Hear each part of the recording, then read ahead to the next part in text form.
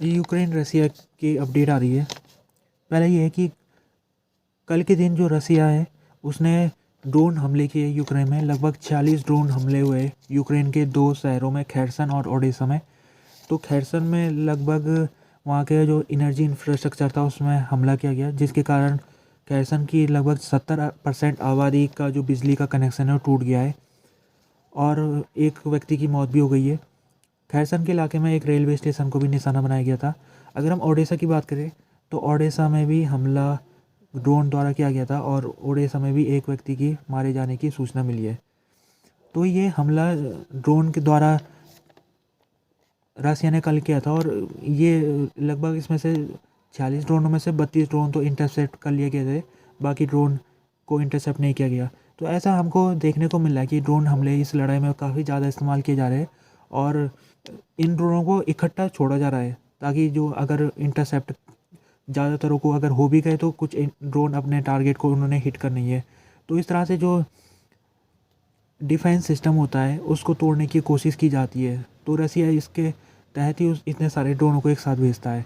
अगर हम बात की जाए कि परसों के दिन खबर आई थी कि यूक्रेन ने भी एक स्ट्राइक किया था जो क्रीमिया के इलाके में, वहाँ पर रसिया का एक वारशिप नवस्कोकोस नाम का था वो, तो उसके ऊपर हमला करके उसको उसने उस शिप को यूक्रेन की मिसाइल ने डिस्ट्रॉय कर दिया था। तो यूक्रेन के लिए एक बहुत बड़ी सफलता मानी जा रही थी। लेकिन कल ही के दिन ये पता लगा है कि यूक्रेन के ऊपर भी ड्रोन अटैक हुआ है और खैरसन के लोगों के लिए अभी बहुत बड़ी दिक्कत की शुरुआत हो गई है। यहाँ पर लड़ाई तो चली रही है कई दिनों से और ये जो ज़्यादातर तो आबादी यहाँ से निकल चुकी है, लेकिन जो कुछ आबादी बची हुई है तो ठंड के लिए अब उनके लिए हीटर नहीं मिल पाएगा उन्हें, और क्योंकि ठंड बहुत ज़्यादा होती है, माइनस में टेम्परेचर चले जाता है वहाँ, तो लोगों के लिए बहुत दिक्कत का सामना करना पड़ेगा। तो रसिया इस तरह से आगे भी हमला करते रहेगा वो, और उसकी कोशिश रहेगी कि यूक्रेनियन लोगों के मोराल को तोड़ा जाए। अभी ईयू में प्लान बन रहा है कि जो यूक्रेन है उसको आर्थिक सहायता देने की लगभग 20 बिलियन यूरो की आर्थिक सहायता यूक्रेन को दी जाएगी। तो इसमें रसिया का स्टेटमेंट आ रखा है। रसिया के जो स्पोक पर्सन है दिमित्रो पेस्कोव, उन्होंने कहा है कि ईयू कुछ भी कर ले यूक्रेन को इसका कोई फ़ायदा नहीं पहुंचेगा और ये जो पैसा है ये लड़ाई का डायरेक्शन नहीं बदलने वाली है। ये लड़ाई में अब लगभग तय हो चुका है कि रसिया ये लड़ाई जीतने वाला है, तो ईयू के पैसे का ज़्यादा असर नहीं होगा। उन्होंने कहा है कि इससे अच्छा ईयू इस पैसे को अपने जनता के देखभाल के लिए खर्च करे, और उन्होंने कहा है कि ऐसे काम करके जो यूक्रेन की मदद कर रहा है, यूरोपियन यूनियन जो यूक्रेन को पिछले 2 साल से मदद कर रहा है, तो उससे यूरोप की जो आर्थिक स्थिति है उसको संकट झेलना पड़ा है। तो दिमित्री पेस्कोव कहते हैं कि जो इस समय यूरोपियन देश है उनके जो नागरिक है उनको अपने देश से सवाल पूछना चाहिए कि हमारा जो पैसा है ये हमारा पैसा है, टैक्स पेयर का पैसा है, तो हमारे पैसे का आप क्यों यूक्रेन को दे रहे हो जो देश इस समय हारने की स्थिति में है। तो ये ऐसा कुछ दिमित्री पेस्कोव ने ये कहा है और उनका उनका मानना ये है कि ये पैसा है, जाहिर सी बात है असर तो होगा यूक्रेन को। अगर ये पैसा मिलेगा तो यूक्रेन को हथियार मिलेगा, इससे तो यूक्रेन की स्थिति मजबूत होगी। तो रसिया की पॉलिसी रही है कि वो चाहता है कि यूक्रेन को आइसोलेट किया जाए। यूक्रेन को जो देश सहायता देते हैं, ईयू के देश हो गए या अमेरिका हो गया, तो इनको अलग किया जाए और यूक्रेन को आइसोलेट किया जाए। तो इसी के तहत जो रसिया है उसको खुशी हुई थी कुछ दिन पहले जब अमेरिका की सीनेट में यूक्रेन के लिए जो पैसा भेजना था वो रुक गया था। तो उसमें फिर पुतिन ने स्टेटमेंट भी जारी किया था। उसमें उन्होंने कहा था कि जो यूक्रेन है वो पूरी तरीके से दूसरे देशों के ऊपर डिपेंडेंट है। उसका जो भी हथियार आते हैं, जो भी उसको पैसा मिलता है, सब वो डोनेशन से मिलता है। एक जगह है यूक्रेन, मरियंका शहर है एक, और ये इस के बारे में पता लगा था कल के दिन कि ये शहर में रसिया का कब्जा हो गया। लेकिन यूक्रेन के जो जनरल है, जनरल जलूजनी, उन्होंने स्टेटमेंट जारी किया जिसमें उन्होंने कहा है कि अभी भी हमारे कुछ सिपाही नॉर्थन सेक्टर में मौजूद है। तो अभी कंफर्म नहीं कह सकते कि ये जो रसिया का क्लेम है जिसमें उसने कहा कि पूरी तरीके से उसके कब्जे में आ गया, तो इसको वो काउंटर कर रहे। अभी जो रसिया के डिफेंस मिनिस्टर थे सर्गे शाइगु, उन्होंने पुतिन के साथ बातचीत की थी जिसमें उन्होंने पुतिन को अपडेट दिया था कि ये जो पूरा इलाका है, ये पूरा शहर अभी हमारे कब्जे में आ गया है, और साथ में पुतिन ने उनको कॉन्ग्रेचुलेसन दिया था। जहाँ तक हम वेस्टर्न एक्सपर्टों की बात माने तो उनका भी कहना ये है कि अब इसमें रसिया का लगभग 95% शहर में रसिया का कब्जा हो गया।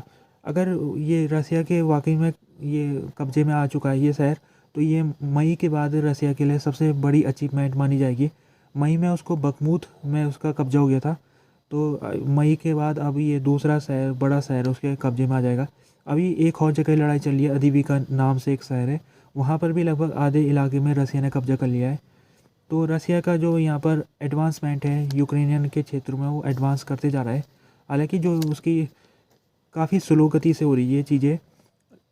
वजह ये है कि ये जो लड़ाई है इसमें अभी जो डिफेंस है दोनों देशों का काफ़ी मजबूत है, चाहे वो यूक्रेन का हो या रसिया का हो, तो डिफेंस को तोड़ना बड़ा मुश्किल है। लेकिन मौतें बहुत हो रही है, लगभग पिछले 24 घंटे में 700 से ज़्यादा रसियन सिपाही मारे गए लड़ाई में। ये कि जो स्पोक पर्सन है, फॉरेन मिनिस्ट्री के स्पोक पर्सन है मरिया जलीजंको, इन्होंने स्टेटमेंट जारी किया है जिसमें इन्होंने जापान को चेतावनी दी है कि जापान की पैट्रियट मिसाइल है उसको यूक्रेन को ना दे। अभी कुछ दिन पहले खबर मिली थी कि जापान के अंदर पैट्रियट मिसाइल बन रही है, तो जापान इन पैट्रियट मिसाइलों को अमेरिका को देने वाला है। तो अमेरिका जाहिर सी बात है वो इन पैट्रियट मिसाइलों को यूक्रेन को देगा फिर। तो जापान ने अभी तक तो ये जो लड़ाई है 2 साल से जो चल रही है उसमें उसने सैंक्शन लगा रखी है रसिया के ऊपर, लेकिन अभी तक वो किसी भी प्रकार से यूक्रेन को सैनिक सहायता नहीं दे रहा है जापान। जैसे कि उसने 1945 की लड़ाई के बाद जापान ने उसने शांति की पॉलिसी अपनाई थी, यानी कि वो किसी देशों के आंतरिक मामलों में दखल नहीं देता है। ये जापान की लंबे समय से ये उसकी पॉलिसी रही है। तो जापान ने इसी का हवाला देते हुए यूक्रेन की मदद करने से इनकार किया था। लेकिन अमेरिका प्रेशर बनाने लग गया है जापान के ऊपर और कह रहा है कि जापान को अब सहायता करनी चाहिए। साथ में वो साउथ कोरिया के ऊपर भी अमेरिका प्रेशर बना रहा है। वजह ये है कि अमेरिका की जो डिफेंस इंडस्ट्री है वो इस समय ओवरवेल्म हो चुकी है, उसके पास इतना प्रोडक्शन करने की कैपेबिलिटी नहीं है जितना यूक्रेन को ज़रूरत है। तो अमेरिका चाहता है कि जो उसके अलाई देश है अब वो जिम्मेदारी अपने कंधों में ले ले। तो इसी की कड़ी में जापान तैयार हो गया था अमेरिका को पैट्रियट मिसाइल देने के लिए। तो उसी के लिए ऊपर जो चेतावनी दी है कल के दिन जो रसिया की फॉरेन मिनिस्ट्री की स्पोक पर्सन है, उन्होंने कहा है कि अगर जापान ये फ़ैसला जो उसने लिया है अगर उसके तहत वो ये मिसाइल अमेरिका को देगा, तो ये फिर इससे हमारे जो जापान और रसिया के संबंध बिगड़ने की संभावना है। उन्होंने चेतावनी दी है। आज के दिन जो इंडिया के फॉरेन मिनिस्टर रसिया की यात्रा में गए, जयशंकर, उन्होंने वहाँ रसिया के फॉरेन मिनिस्टर सर्गेई लैवरोव के साथ बातचीत की है। और इन दोनों की जो बातचीत है वो बहुत महत्वपूर्ण बताई जा रही है। दोनों की बातचीत में जो डिफेंस कोऑपरेशन के ऊपर चर्चा की गई है। अभी तक हम इंडिया को देखा जाए तो इंडिया इस समय न्यूट्रल बना हुआ है इस लड़ाई में जो यूक्रेन के लिए चल रही है। और इंडिया के जो संबंध रसिया के साथ है वो बहुत पुराने और बहुत ही मजबूत संबंध रहे। तो इंडिया ने अभी तक रसिया की आलोचना भी नहीं की है इसमें लड़ाई में। जितने यूएन में वोट पड़े उसमें इंडिया या तो अब्सटेन रहा है या फिर उसने रसिया के खिलाफ वोट नहीं दिया है। कहने का मतलब ये है जब भी उस वोट का मौका आया तो जो इंडिया की पॉलिसी है पिछले 2 सालों से उसमें उसने फ़ायदा भी उठाया है। जैसे कि रसिया का जो तेल है, जब वेस्टर्न देशों ने तेल को लेने से मना कर दिया था, फिर रसिया का जो तेल है वो इंडिया में आने लग गया था काफ़ी सस्ते दरों में। तो इंडिया को काफ़ी सस्ते दरों में पिछले 2 सालों से रसिया का तेल मिल रहा है, जिसके कारण इंडिया और जो रसिया का ट्रेड है वो $50 बिलियन तक पहुँच चुका है। तो दोनों देशों के जो संबंध है वो कह सकते हैं उसमें और ज़्यादा घनिष्ठता आई है। तो ये जो मुलाकात है इसमें जयशंकर ने जो रसिया के राष्ट्रपति है पुतिन, उनके साथ भी बातचीत करनी है। और बताया जा रहा है कि अगले साल पुतिन और इंडिया के जो प्राइम मिनिस्टर नरेंद्र मोदी, उन दोनों की मीटिंग हो सकती है।